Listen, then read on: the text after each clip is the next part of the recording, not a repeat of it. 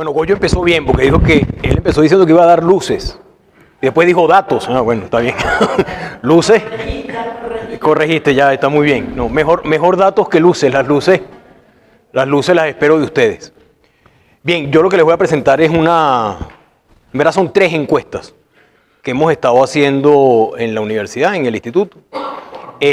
Porque bueno, evidentemente para la universidad el tema de los jóvenes es muy importante para tratar primero de estar en sintonía con ellos y también adecuar la oferta de la universidad. Ustedes se han dado cuenta, la universidad ha cambiado de manera importante en los últimos años, pero específicamente en los últimos 2. La universidad se está diversificando y ese proceso de diversificación yo creo que responde un poco precisamente no necesariamente a los estudios que estamos viendo, pero sí a las tendencias que estamos viendo desde el punto de vista del mercado laboral y también de las preferencias de la población y de los jóvenes en particular. Les decía que son 3 estudios porque en 2013 se hizo la encuesta nacional de juventud que se llamó Enjuve. Esa encuesta la hicimos en 2013.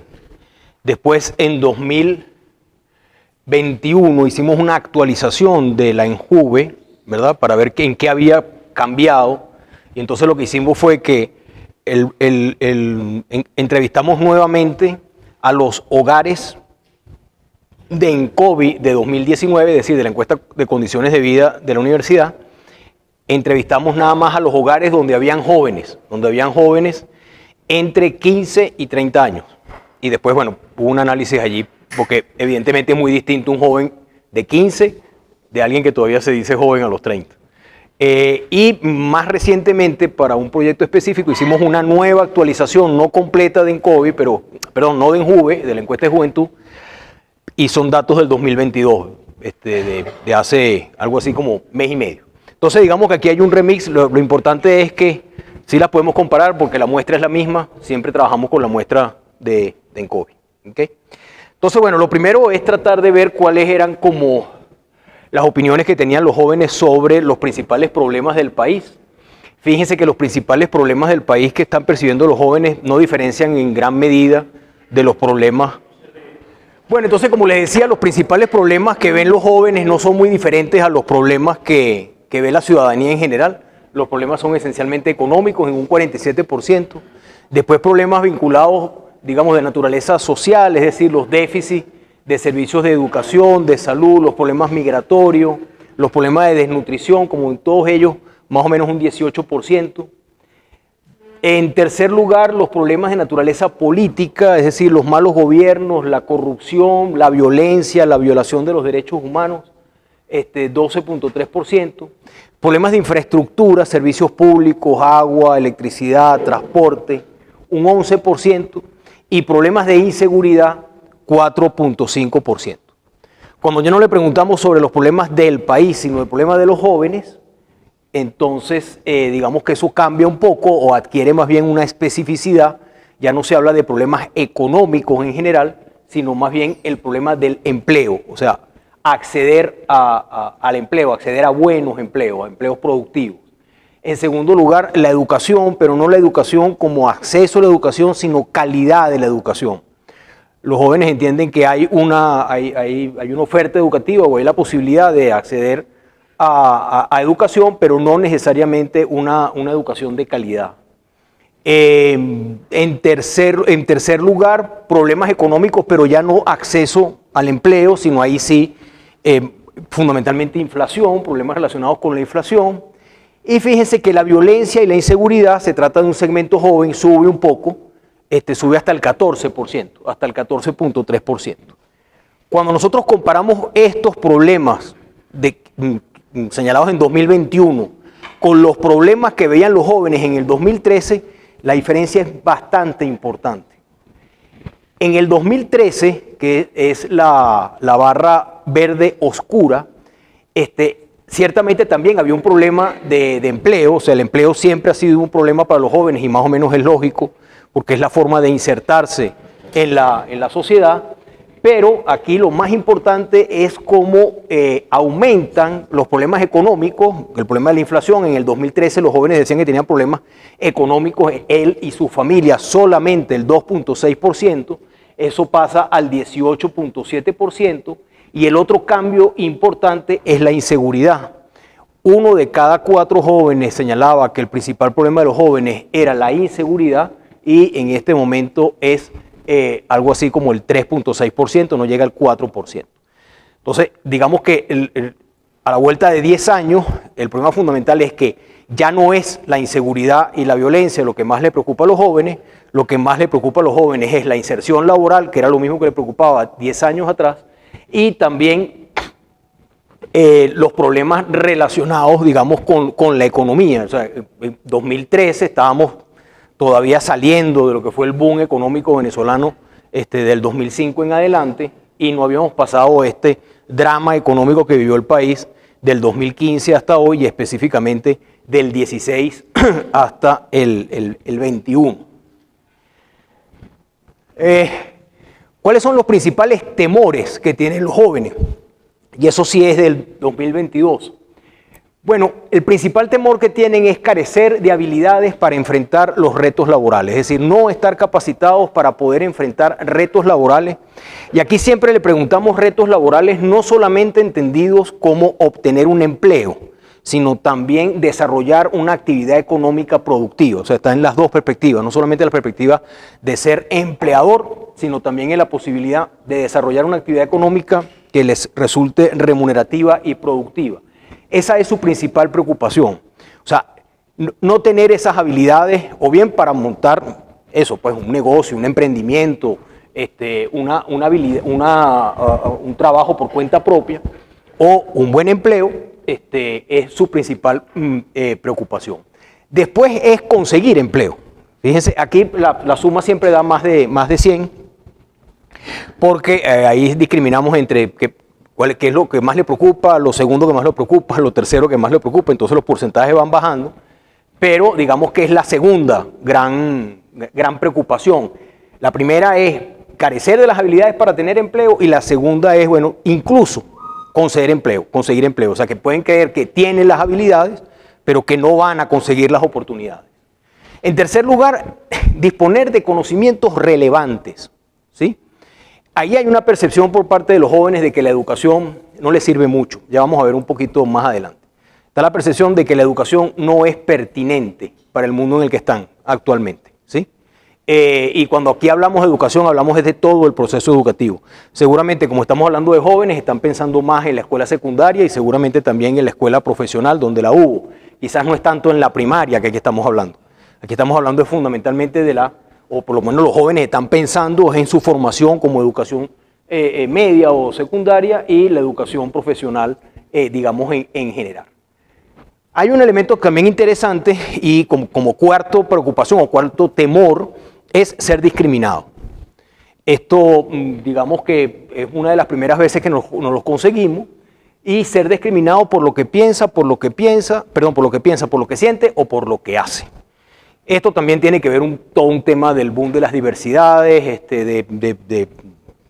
digamos, de expresar la diversidad, y al expresar esa diversidad sentir que se puede ser discriminado.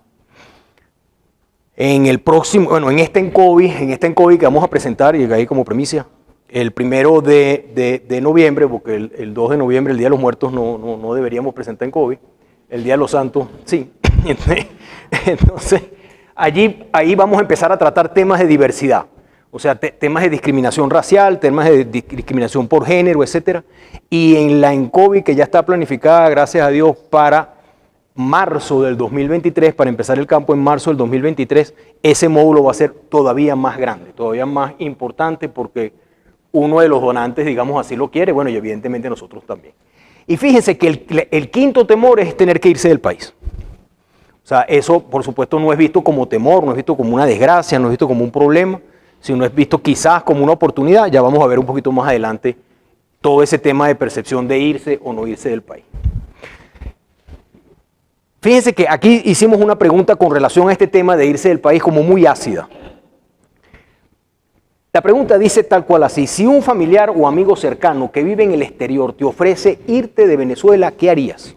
O sea, no es que te vas a ir a la aventura, no es que te vas a ir, sino si tú tienes un familiar o tienes un amigo que te dice vente, ¿usted qué hace? 47% dice que se va, 52% dice que no. Y esto es muy ácido, o sea, cuando digo que es muy ácido es que es una oferta en mano, o sea, no es a la aventura ni mucho menos. Esta cifra en el 2013 era casi 60%, los que decían que se iban del país. Aquí hay muchas causas. Una de las causas tiene que ver con la propia experiencia de lo que ya fue las olas masivas migratorias. Y es que hace 4 o 5 años no teníamos experiencia, los destinos no estaban saturados, no se habían levantado las barreras frente a la migración venezolana. Hoy en día eso sí es así. Hoy en día los destinos están saturados, tratar de entrar a un país diferente a Colombia es bastante complicado. Digamos, todas esas barreras elevan el costo de quererse ir. Y por el otro lado, y esto es absolutamente cierto, lo hemos medido muchas veces y nos está dando así desde prácticamente junio del año pasado, la percepción del país es mucho mejor que hace año y medio, ¿sí? Pero mucho mejor. Cuando digo mucho mejor es que más o menos un 70% de los entrevistados, ya esto a nivel nacional, 70% de entrevistados dice que Venezuela, la situación de Venezuela está mejor que la del año pasado, ¿sí? Claro, no se están comparando con hace 10 años, no se están comparando contra el 2018, estamos comparando contra el año anterior, que es así como se compara. Y cuando se le pregunta si el año que viene va a ser mejor, eso sube casi a 90, ¿sí? Entonces la percepción, el optimismo que hay en la población es importante y eso también está marcando el hecho de que con esa oferta tan ácida solamente el 47% dice que se iría del país. Bueno, esto no es un examen para la vista, ¿verdad? Quien lo pueda ver tiene una visión 20/20, pero bueno, yo me acerco para contarles. Esto ha resultado bastante interesante y es que le preguntamos qué habilidades creen que tienen los jóvenes. O sea, le preguntamos una serie de cosas y le decimos, ¿es tu caso o no es tu caso? Entonces, y ahí lo tenemos por grupo de edades. La primera barra es los más jóvenes de 18 a 22, la segunda barra de 23 a 27 y la última barra de 28 a 32. ¿Okay? Esta data es de este año. Lo primero que le preguntamos es si tiene dominio suficiente del idioma inglés para interactuar con la globalidad. Solamente el 28% en total dice tener esa habilidad. ¿Sí? Ahí hay un terreno grandísimo que cubrir. Fíjense que cuando lo vemos por edad hay un poquito más, o sea, llega al 30% los más jóvenes. Y los más viejos de estos jóvenes, ¿verdad? Cae a un 12.8%. Entonces, pareciera que hay cada vez un mayor interés por aprender un idioma con el que si tú quieres interactuar con la globalidad en el futuro, tienes que hablar inglés, ¿sí? Por lo menos chamusquearlo, ¿sí? Si no, está fuera de la globalización, así de simple. Eso es un primer reto. Después, le preguntamos, no, lo voy a ver mejor en la computadora, disculpen. ¿Ustedes creen que los únicos ciegos son ustedes? No, yo también. ¿Okay? Muy bien, después se le pregunta si tienen habilidades, si cree contar con las suficientes habilidades de computación.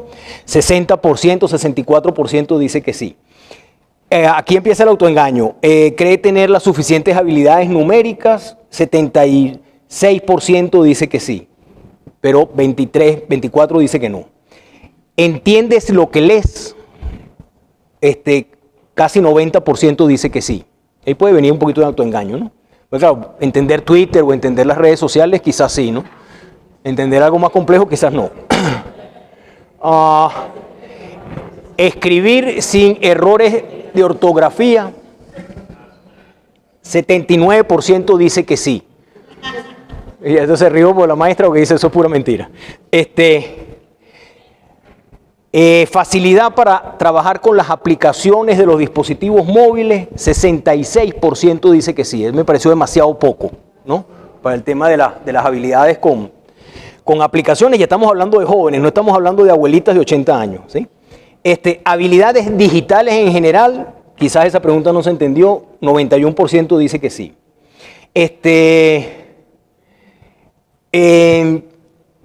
Para los que están trabajando nada más, lo que aprendiste en la escuela o en el liceo te sirvió para trabajar, 67% dice que sí. ¿Sí? Me parece también demasiado alto. Y después te consideras un autodidacta, casi 80% dice que sí. Eso también me parece un poco exagerado. ¿Qué es lo que estamos viendo aquí? Aquí lo que estamos viendo son habilidades híbridas. O sea, tenemos unos jóvenes que parecieran no tener las habilidades completas para enfrentar el mundo del futuro, y el mundo del futuro es inglés, el mundo del futuro es digital, ¿sí?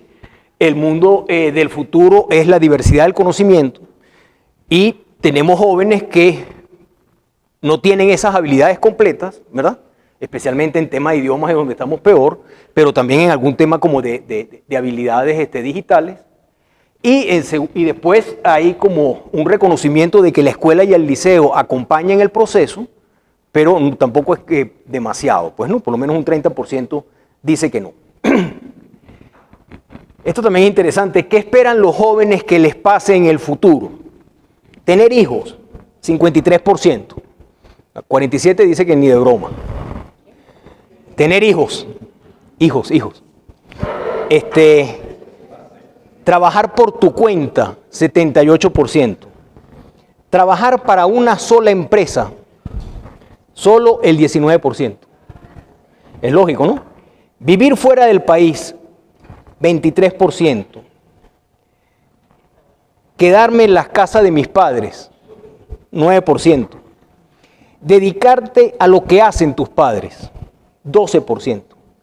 Trabajar de manera remota mayoritariamente, 37%. Trabajar en una empresa internacional dentro o fuera de Venezuela, 34%. Nunca dejar de estudiar, 54%. ¿Sí? Aquí también vemos un comportamiento híbrido, ¿sí? A excepción de cosas como trabajar para una empresa el resto de su vida, que eso era lo que estaba programado, ¿verdad? En la sociedad donde nosotros éramos jóvenes, lo normal era eso. Yo recuerdo algún director de centro de la universidad que cuando evaluaba los currículums decía que una persona que había tenido muchos empleos era una persona inestable, ¿sí? Y que, sin embargo, una persona que había estado mucho tiempo en un empleo, entonces eso era una persona estable. Bueno, por supuesto que la modernidad no es eso, y además los jóvenes lo saben. Además los jóvenes también saben que van a tener que trabajar por su cuenta, y no tanto que van a estar trabajando, digamos, en una empresa. Eso es para unos pocos, yo no sé si privilegiados. Y todavía la mayoría no termina de entender de que va a tener que estarse formando todo el tiempo, porque el mundo del futuro, el mundo de ellos, va a ser un mundo de adaptación. Va a ser un mundo donde usted se puede graduar de ingeniero químico y termina amaestrando perros, ¿sí? O que usted es bióloga o biólogo y termina siendo un chef de repostería, aplicando sus conocimientos de química y de biología microcelular. Ese es el mundo que les esperan a estos jóvenes, ¿sí? Y algunos de ellos lo ven, pero otros no. No tuve tiempo, porque esta data es muy reciente, no tuve tiempo de cruzarle esto por algunos filtros socioeconómicos, que entonces allí, por supuesto, vamos a ver unas diferencias, digamos, importantes, ¿sí? Bueno, estos jóvenes con ese mundo tan incierto, además desconfían muchísimo de las instituciones del país. Esto no es cortesía nada más de ser joven, esto yo creo que a todos nos está pasando. El nivel de desconfianza sobre las instituciones es realmente creciente. La única institución, o las únicas dos instituciones de las cuales se tiene un poco más de confianza, es la escuela, que tiene un 81% de confianza, y en general las organizaciones con fines sociales, pero específicamente la escuela. Aquí, por ejemplo, los hospitales, los ambulatorios, las clínicas salen también con mucha confianza, pero venimos del COVID, ¿sí? Entonces eso ahí también hay una sensibilidad como especial. Y la otra institución o el otro segmento social, digamos, donde despierta casi un 59% de confianza es el sector empresarial, ¿sí? O sea, una de las cosas, y eso todos los estudios que se tienen por allí de confianza institucional, antes los empresarios en general, para no estigmatizarlos con ninguno en particular, o sea, ni estigmatizarlo con el nombre de Fede Cámara, ni estigmatizarlo como grandes empresas, sino sencillamente los empresarios, ¿verdad? En general, Bueno, creo que ni Schumpeter hubiera dicho que confía tanto en los empresarios como dicen los venezolanos que confían en los empresarios. Es casi la segunda o la tercera sector, institución en el que más confían los venezolanos. En primer lugar, suelen estar las instituciones educativas o las universidades. En segundo lugar, suele estar la iglesia o los empresarios. Y en tercer lugar, los empresarios o la iglesia. Esas son las tres nuevas instituciones que gozan de mayor confianza por parte de la colectividad. ¿Cuáles son las organizaciones que menos confianza le dan a los venezolanos? Evidentemente las políticas. Y dentro de las políticas, las que menos, evidentemente los partidos políticos. No importa si sean de oposición o si sean de gobierno. Los partidos políticos están tan mal que hasta tienen más confianza en el presidente de la República. ¿Sí? Y bueno, claro, usted podría decir allí, bueno, allá hay un sesgo, y el sesgo es que los que son partidarios del gobierno pues tenderán a decir que confían en el presidente de la República. Bueno, pero esos mismos personajes deberían decir que confían en el partido político, en el PSUV, por ejemplo, ¿sí? Pero no es el caso. O sea, los partidos políticos tienen un porcentaje muy bajo de preferencia, y bueno, y por supuesto son como le decía, las universidades, la Iglesia Católica, los hospitales. La barra de arriba son el nivel de confianza del 2021 y las barras de abajo es el nivel de confianza del 2020, perdón, del 2013. Voy un poquito rápido porque quiero llegar un poquito al finalcito, ¿sí? Después, cosas relacionadas con capital social, o sea, el nivel de organización de los jóvenes, el nivel de interés de participar de los jóvenes. Aquí una de las cosas es la barra verde y la otra barra que no se ve, ¿verdad? Pero confíen, allá hay otra barra.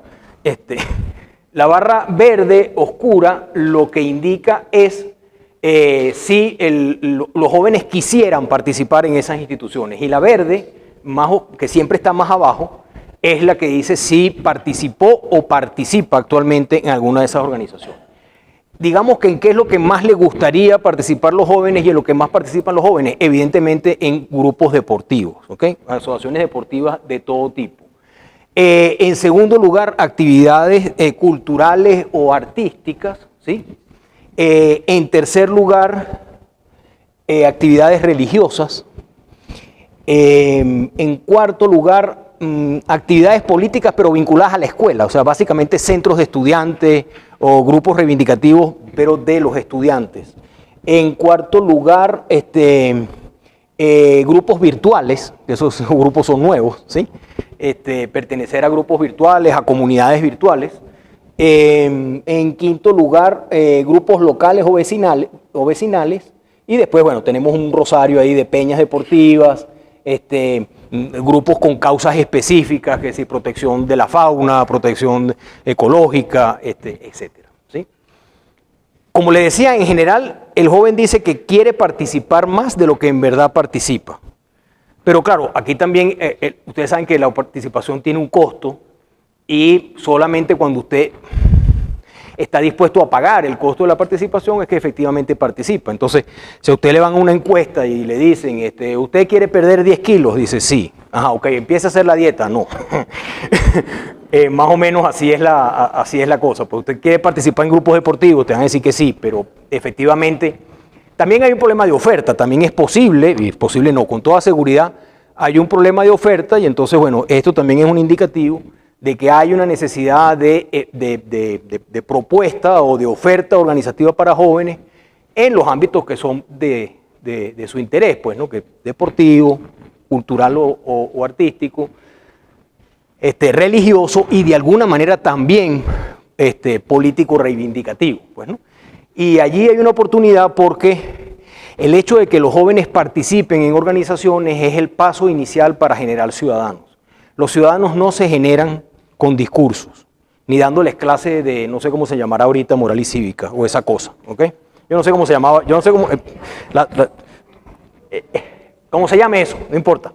Pero por ahí no es teniendo la experiencia de la vida colectiva, donde se aprende a ser ciudadano. Y la experiencia de la vida colectiva comienza con que las reglas son iguales para todos. Y usted se tiene que ajustar a esas reglas si quiere formar parte de esa comunidad o de esa organización. Y ese aprendizaje es fundamental, porque es un aprendizaje que está fuera de la casa, es el aprendizaje que no tiene, o sea, que solamente se aprende haciéndolo. Después usted le puede meter teoría si quiere, ¿verdad? Y después le puede meter clases a eso. Pero la experiencia de la ciudadanía es participar en una organización, así sea un club de bolas criollas. Porque en el club de bolas criollas gana el que la pelota llegue más, las bolas lleguen más cerca del mingo, ¿sí? Eso es una ley universal. Y ya eso es un principio de ciudadanía.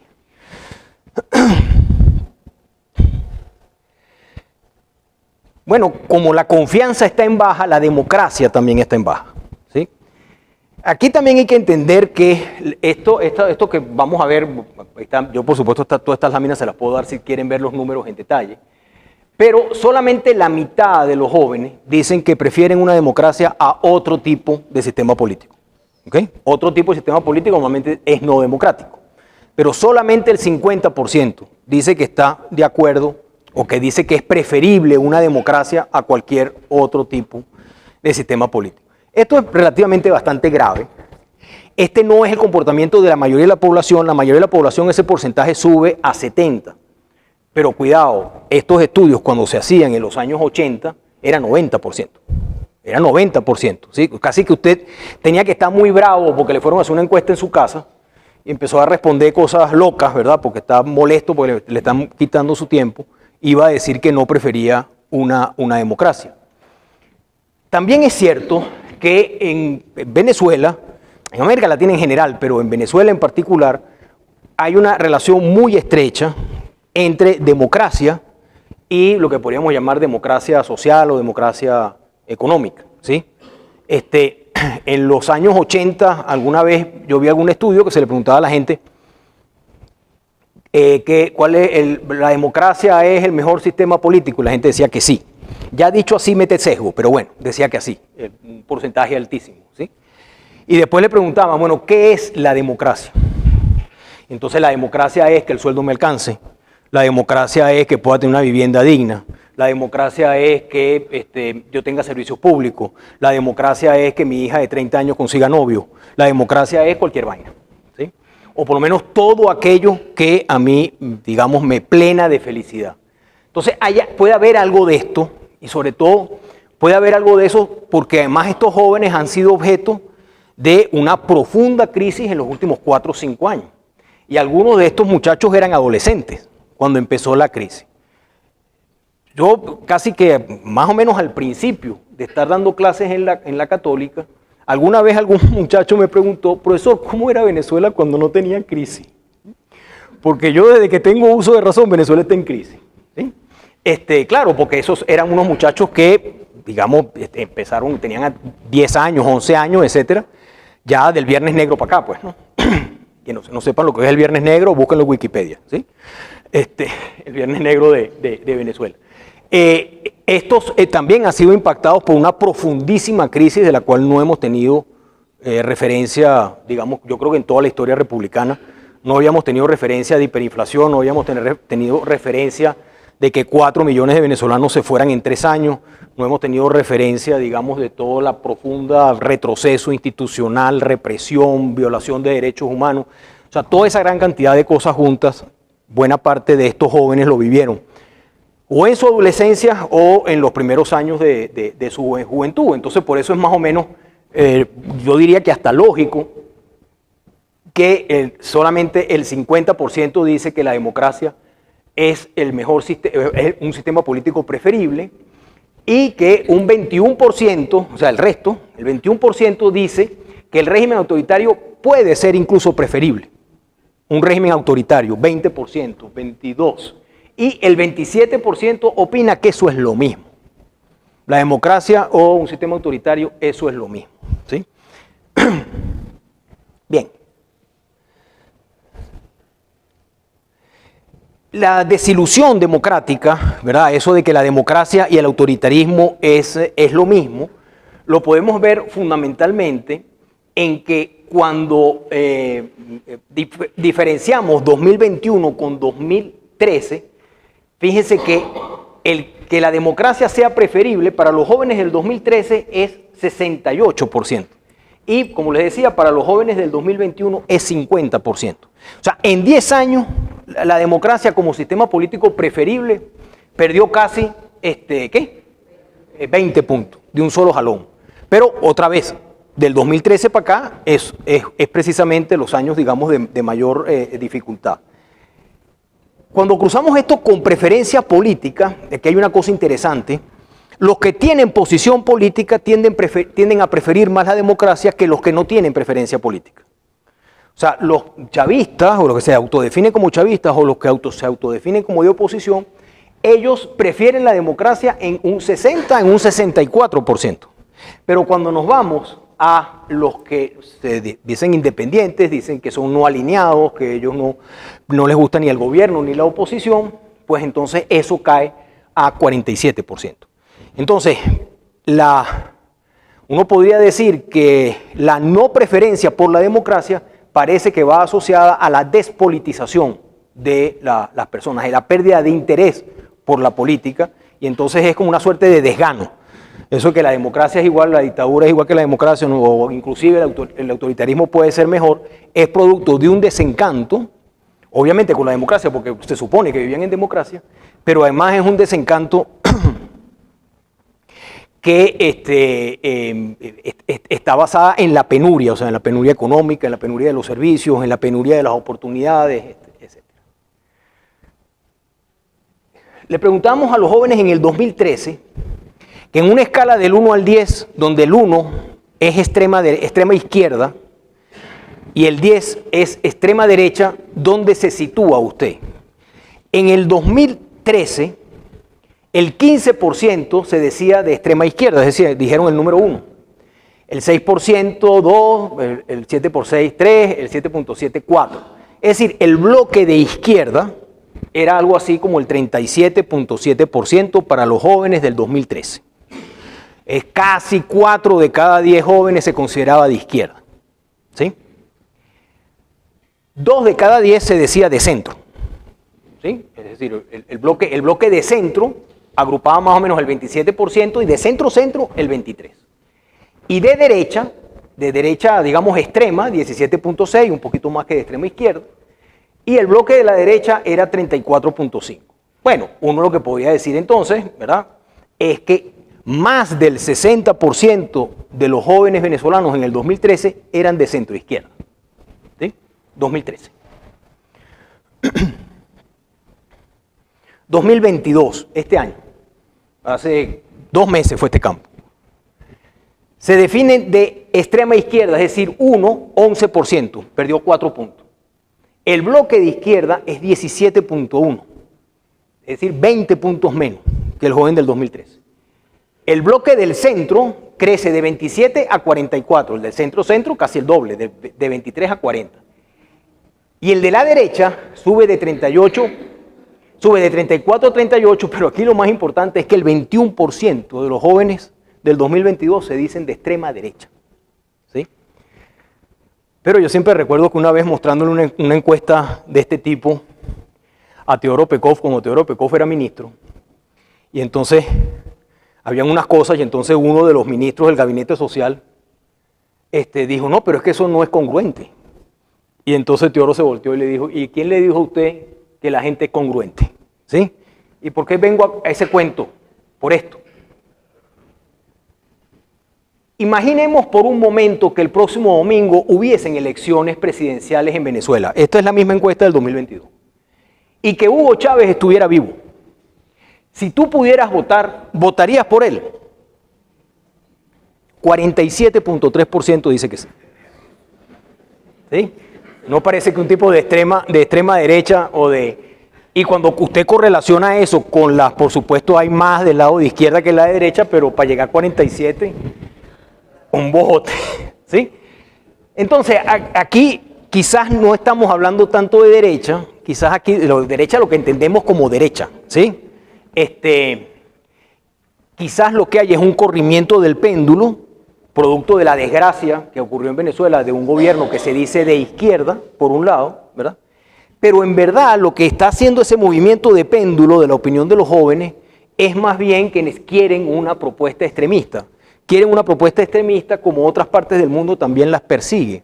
O sea, cuando usted ve, qué sé yo, los triunfos de la derecha en Europa, o usted ve el triunfo de lo que fue Bolsonaro en Brasil, o el triunfo de Trump, lo que estamos viendo es esto. Es una propuesta extremista, ¿sí?, que te dice que te va a resolver los problemas, además como suelen funcionar los extremismos, con cosas que la gente entiende. Entonces, las cosas complicadas son complicadas y es muy difícil hacerlas entender, digamos, de forma sencilla. Cuando usted le pone cosas sencillas a cosas complicadas es que la solución es errónea, con toda seguridad. ¿Por qué? Porque está sobresimplificada, porque no está considerando todos los elementos que tiene la decisión, etc. Pero los extremismos son populares precisamente porque la gente los entiende. Porque la gente dice, ay, verdad, chico, verdad. Si no es verdad, hay que hacer eso, hay que hacer eso. Tú le cortas la cabeza a la gente y aumenta el ingreso per cápita. Por supuesto, cortas la cápita, sube el ingreso. ¿Sí? Entonces, son esos mensajes sencillos que entiende la población lo que hace que los extremismos tengan popularidad, y creo que nuestros jóvenes son candidatos precisamente por lo que han vivido y por la ausencia de proyectos que están viviendo, que pueden ser presas facilito de lo que también han sido presas otros jóvenes y otras poblaciones, otra gente también adulta, que son esas respuestas sencillas producto del extremismo. Otra cosa importante es que la preferencia política en Venezuela marca el interés por la política. ¿A quién no le interesa la política? A los que no están definidos políticamente.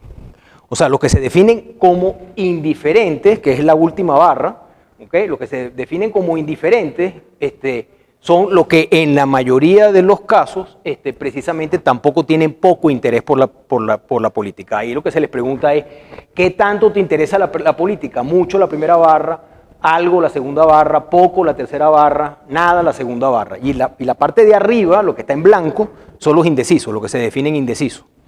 Los que son más oscuritos son los que dicen ser chavistas radicales, digamos, chavistas moderados o chavistas light. Y los azules, verde. El verde oscuro de arriba es oposición radical, oposición moderada, oposición light. Eso se hace con un set de preguntas. Fíjense que los que le interesan mucho la política, la mayoría son chavistas.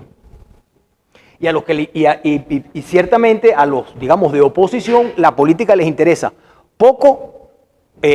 algo o poco. Y por supuesto son los que no tienen ningún tipo de preferencia, lo que no les interesa para nada la política.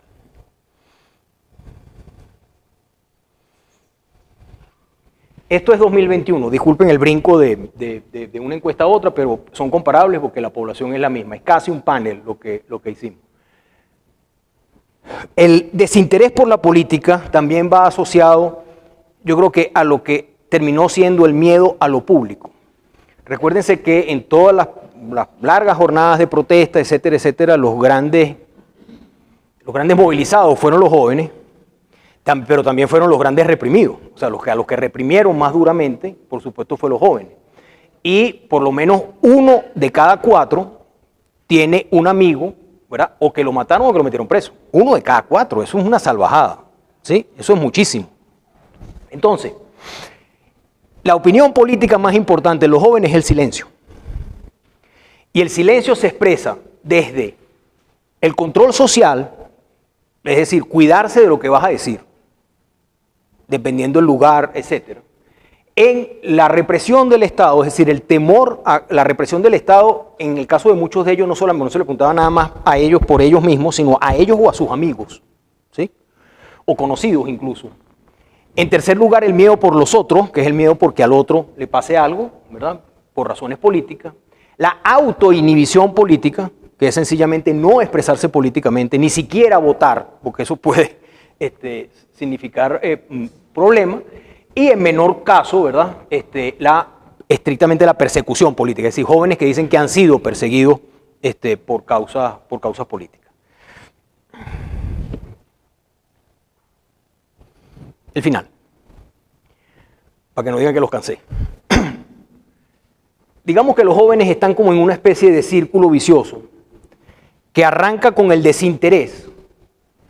El desinterés por la política o por lo público en general es producto o conduce a desligarse, a desvincularse digamos, del ámbito político, del ámbito público en general, a restringirse, a refugiarse en la vida privada. Por supuesto, eso conduce a una ruptura de lealtades, que creo que es lo único bueno de ese círculo. Digo de ruptura, cuando una persona o cuando un conglomerado rompe sus lealtades con otro grupo, con un grupo hasta que en cierto momento le fue leal, pues entonces tiene la lealtad disponible para hacer una nueva lealtad, ¿sí? Para cambiar las preferencias. Eso está ocurriendo, la ruptura con las lealtades, y la combinación de los tres conduce a la desmovilización. Evidentemente el descontento ha sido la gran gasolina que pone a girar este círculo vicioso. Pero entonces, claro, uno dice, bueno, ¿cómo se puede recuperar el interés por la política o el interés por lo público por parte de los jóvenes? Bueno, ustedes podrían decir que muchas de esas son casi que perogulladas. Una es construir nuevos referentes. Pero cuando decimos nuevos referentes, el nuevo tiene que ser más grande que el referente. Porque construir nuevos referentes basados en lógicas o paradigmas del pasado, estamos liquidados. Entonces, los nuevos referentes, ¿cuáles son? Nosotros creemos que, y cuando digo nosotros es por lo menos un grupo que estamos trabajando en la universidad con eso, creemos que los nuevos referentes son plantearle al joven delante los retos que le va a tocar y que no le queda remedio que tocarlos. Que no se va a poder salvar de esos retos. Y de esos retos interpretados en Venezuela. ¿Cuáles son esos retos? Bueno, el primer reto es que este país va a dejar de ser petrolero.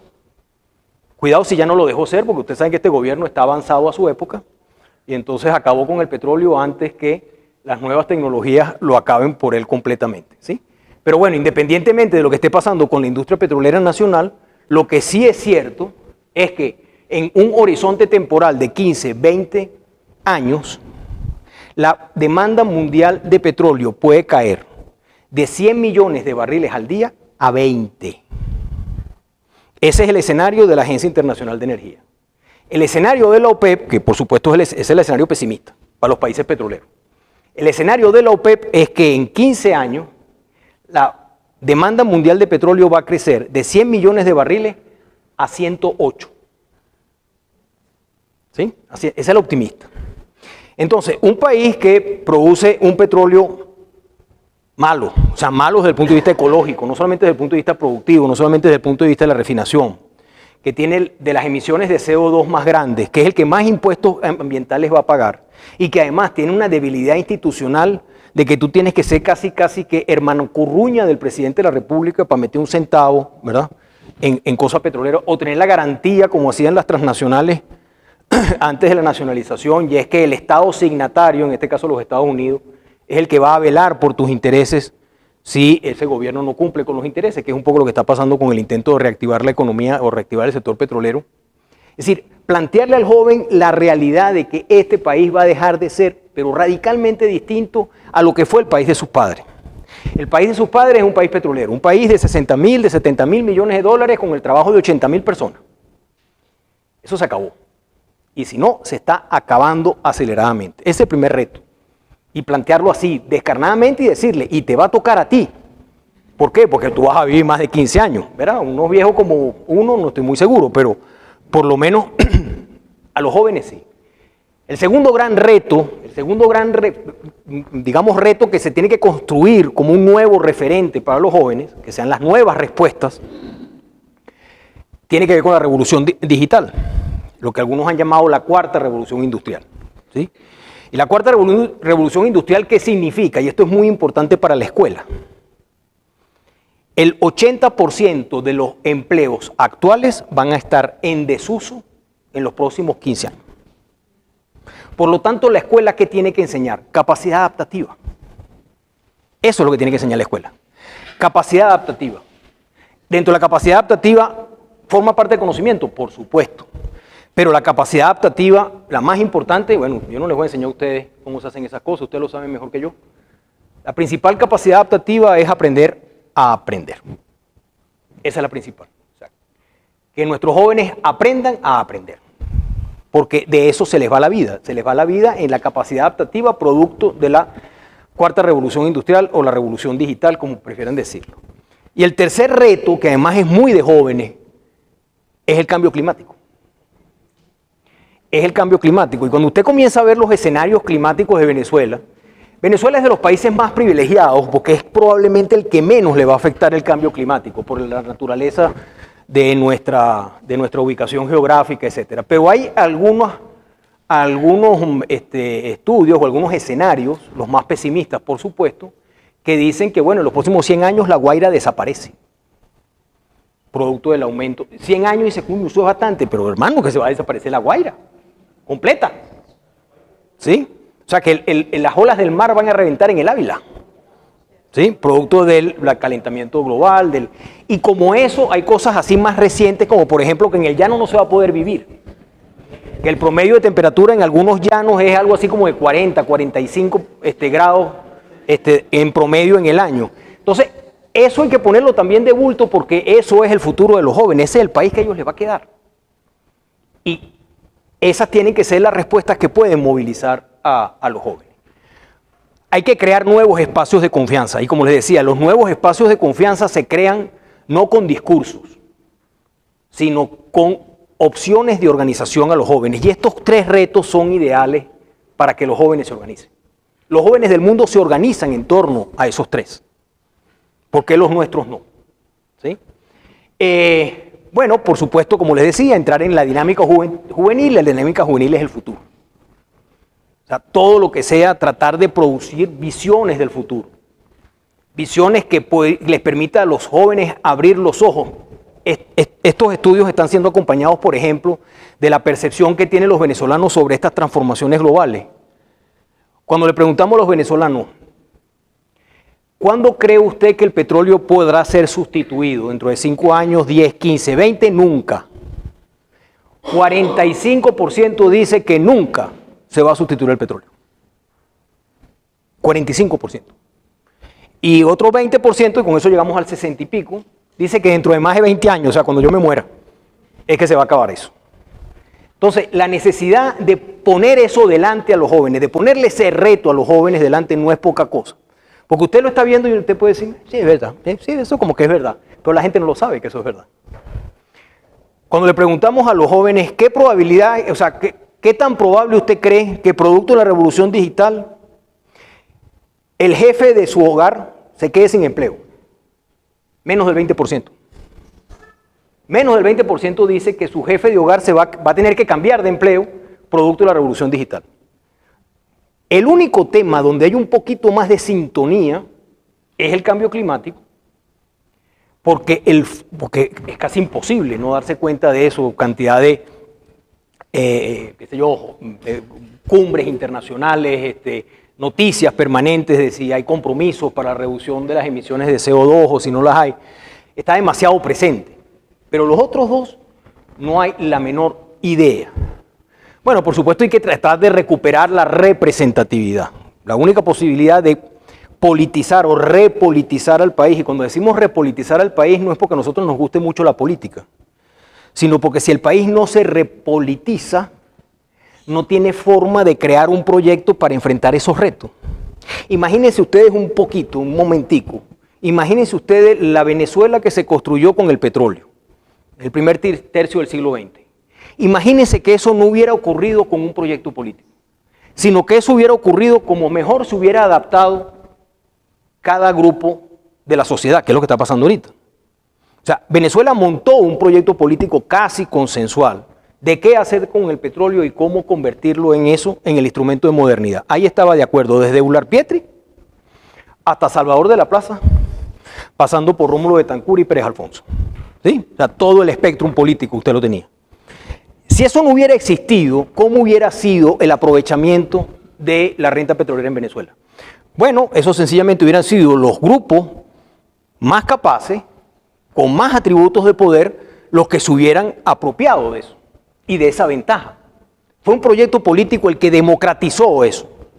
Nosotros, si no construimos un proyecto político que responda a estas necesidades, entonces van a ser los grupos que tengan más atributos, los que tengan poder, los militares, los que tengan dinero, pues los que tengan dinero, no sé quiénes son, si son los enchufados o no son los enchufados, yo no sé ni quiénes son los que tienen dinero ahora en Venezuela. Y quizás algunas élites culturales por allí, esos son los tres que se van a aprovechar de darle respuesta a eso, pero el país no. Entonces, por eso es la necesidad de repolitizarlo, y para repolitizar el país hay que recuperar la representatividad. Sin representatividad, sin sentirte representado por algo o por alguien, o alguienes, aunque eso no se pueda decir así, es la única forma de ir recuperando la repolitización del país. Y en el caso de los jóvenes, por supuesto, necesitamos un nuevo liderazgo juvenil.